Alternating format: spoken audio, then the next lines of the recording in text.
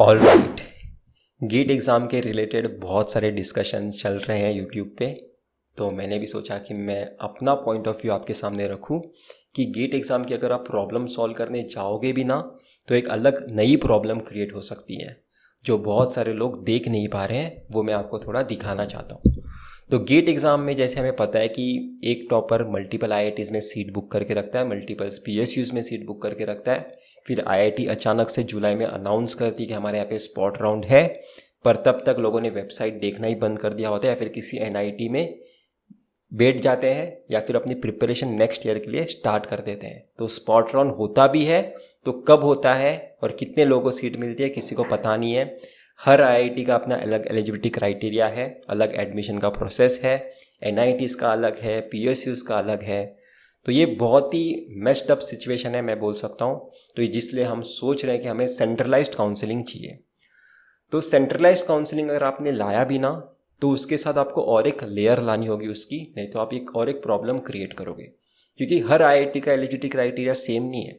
IISc Bangalore का 55 है, IIT Bombay का 66 पॉइंटर है, बाकी सारे आईआईटीज़ का 60% है, एनआईटी का 60% है, कुछ पीएसयूज़ का 60% है, कुछ पीएसयूज़ का 65% है।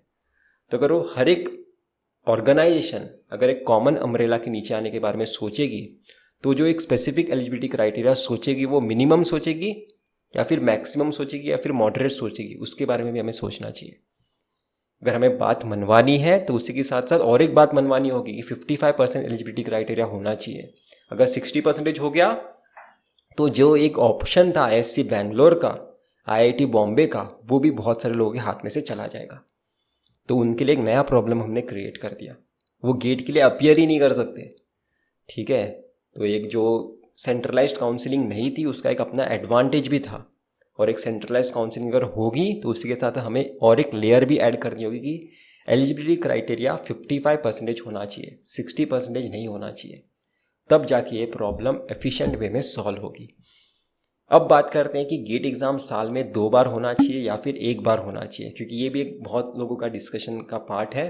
तो बहुत सारे लोग बोल रहे हैं 2 बार होना चाहिए, पर मेरे ख्याल से 2 बार होने का कोई बेनिफिट नहीं है, उल्टा और ज़्यादा मेस्ड अप सिचुएशन आप क्रिएट कर रहे हो। एमटेक का एडमिशन लास्ट ईयर में 2 बार होता है, फेज़ 1 में होता है, फेज़ 2 में होता है। फेज़ 1 मतलब सेमिस्टर 1 में, फेज़ 2 मतलब सेमिस्टर 2 में। तो जो बैच अभी तक जुलाई में जैसे एडमिशन होते थे एक ही बार, तो जुलाई वाली बैच क्या करती थी, सेमिस्टर 1 में फेज़ 1 में बैठते थे, बाद में बचे कुछ कंपनी फेज़ 2 में आते थे, उसमें वापस जाके बैठ जाते थे। दोनों कंपनीज में कंपनीज अलग अलग आते हैं दोनों फेजेस में। तो एक कंपनी बार बार नहीं आ सकती और एक कंपनी साल में एक ही बार आती है। ठीक है, तो जुलाई वाली बैच अच्छे कंपनीज में बैठने का अपॉर्चुनिटी से पहले मिलता है फेज़ 1 में। अगर उसमें भी नहीं हुआ तो बचे कुछ कंपनीज नॉन कोर कंपनीज में बैठने का उसका अपॉर्चुनिटी मिलता है फेज़ 2 में। कुछ कोर कंपनीज भी होते हैं, बहुत बहुत ही लिमिटेड होते हैं। पर समझो गेट एग्ज़ाम 2 बार हुआ साल में, और सितंबर में भी एक बार गेट एग्ज़ाम हुआ और उस बैच का एडमिशन हुआ जनवरी और दिसंबर के मंथ में। तो वो पहली बार प्लेसमेंट में कब बैठेगी, फेज़ 1 में नहीं बैठेगी, वो पहली बार प्लेसमेंट में बैठेगी फेज़ 2 में। क्योंकि फेज़ 1 के टाइम तो उनका कोर्स वर्क कंप्लीट हो रहा था, सेकेंड सेमिस्टर चालू था। ठीक है, ये आपको पता होना ज़रूरी है। मतलब वो पहला प्लेसमेंट वो ग्रैब कर रही है फेज़ 2 वाला, और उसके बाद वाले सेमिस्टर में उसे अच्छे कंपनीज का चांस मिलने वाला है। तो अगर हमें 2 साल गेट करवाना है तो उसी के साथ साथ और एक लेयर भी ऐड करनी होगी कि हर कंपनी दोनों सेमिस्टर में आनी चाहिए। अगर दोनों सेमिस्टर में आएगी तो ये भी डिसीजन लेना होगा कि एक कंपनी दोनों सेमिस्टर में सेम स्टूडेंट को अलाउ कर सकती है कि नहीं। ठीक है, इसलिए गेट एग्ज़ाम साल में 2 बार होने का कोई मतलब नहीं है। एक ही बार होगी ना तो भी चल जाएगा, पर 2000 रैंक जो आते हैं स्टूडेंट्स, उन सारे 2000 लोगों को कुछ ना कुछ मिल जाना चाहिए। टॉप आईआईटी मिल जानी चाहिए, या फिर टॉप एनआईटी मिल जाना चाहिए, या फिर ट्रिपल आईटी मिल जाना चाहिए, या फिर पीएसयू मिल जाना चाहिए। कुछ तो मिल जाना चाहिए। एक 2000 रैंक के अंडर वाला इंसान को वापस से प्रिपेयर करना नहीं पड़ना चाहिए, ये मैं सोचता हूँ। और ये हो सकता है अगर सेंट्रलाइज्ड काउंसलिंग होगी तो। काफ़ी सारे सीट्स ऐसे ही वेस्ट हो जाते हैं। काफ़ी सारे सीट्स अगर वेस्ट नहीं होंगे तो बीच में भी तो छोड़ के जाते हैं, वो तो हम चीज़ गिन रहे ही नहीं है। जुलाई से पहले वाला सीट जो इंसान छोड़ के चले जाता है वो स्पॉट राउंड में आता है। पर अगर कोई स्टूडेंट बीच में साल के अगर छोड़ के जाएगा तो वो हम कभी सोचते ही नहीं है, और बीच वाला केस एलिमिनेट हो सकता है अगर सेंट्रलाइज्ड काउंसलिंग होगी तो। एक इंसान का अगर हमने रास्ता पहले ही काट लिया तो वो छोड़ के कैसे जाएगा किसी ऑर्गेनाइजेशन से दूसरे ऑर्गेनाइजेशन में। ठीक है, ये हम कर सकते हैं सेंट्रलाइज्ड काउंसलिंग से। तो सेंट्रलाइज्ड काउंसलिंग करनी भी है तो 55% के साथ करनी है, और साल में एक ही बार गेट एग्ज़ाम होगी तो भी बेनिफिट मिलेगा उसका। क्वालिफाई करके कुछ बेनिफिट नहीं है गेट एग्ज़ाम। अगर आप सोच रहे हो इस बार क्वालिफाई नहीं हुआ अगले बार हो सकता था, पर क्वालिफाई पे कुछ मिलता नहीं है दोस्त, कुछ मिलता नहीं है। और साल में 2 बार टॉप 2000 रैंक क्रिएट करके भी कुछ बेनिफिट नहीं है, ठीक है। और स्टाइपेंड के टर्म से बात करूँ तो स्टाइपेंड 14,000 की जगह 18,000 तक आनी चाहिए। 25,000 तक सैलरी हो सकती है, 25,000 तक नहीं देगा कोई स्टाइपेंड, पर 18,000 तक पॉसिबल है, क्योंकि मुझे 18,000 तक मिलता है टाटा सेंटर से। तो मुझे लगता है MHRD भी अफोर्ड कर सकती है स्टाइपेंड देना, तो 18,000 तक एक हम जा सकते हैं। तो बहुत सारे डिमांड करने हैं हमें, और इसमें से कितने सारे डिमांड्स हमारे कबूल होंगे या फिर कोई भी डिमांड हमारा कबूल नहीं होगा वो तो हमें बाद में ही पता चलेगा। पर अभी आपका काम क्या होनी चाहिए, गेट एग्ज़ाम में अपना पूरा ध्यान लगाना। तो एक मुझे बताना ज़रूरी था आप लोगों को, और मैं सोचता हूँ कि अभी आप अपना पूरा का पूरा टाइम गेट प्रिपरेशन में आपको देना चाहिए और बार किसरो के प्रिपरेशन में देना चाहिए।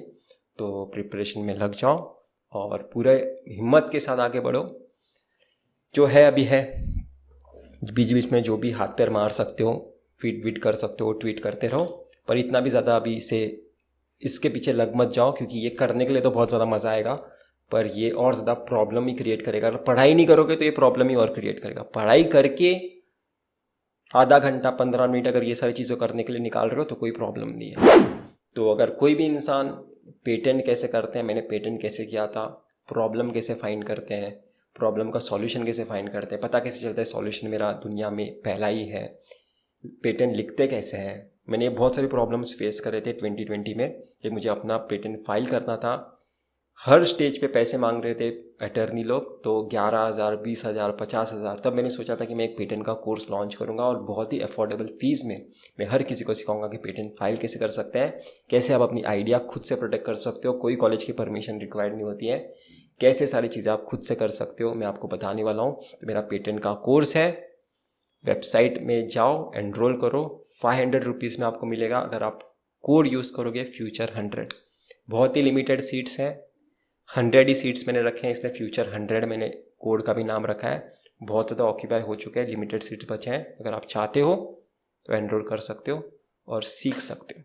8 वीडियोस हो गए टोटल, अभी 4 अपलोड हो चुके हैं और 4 आने वाले हैं। तो इतना ही था इस वीडियो में, हम फिर मिलेंगे किसी वीडियो के साथ। Till then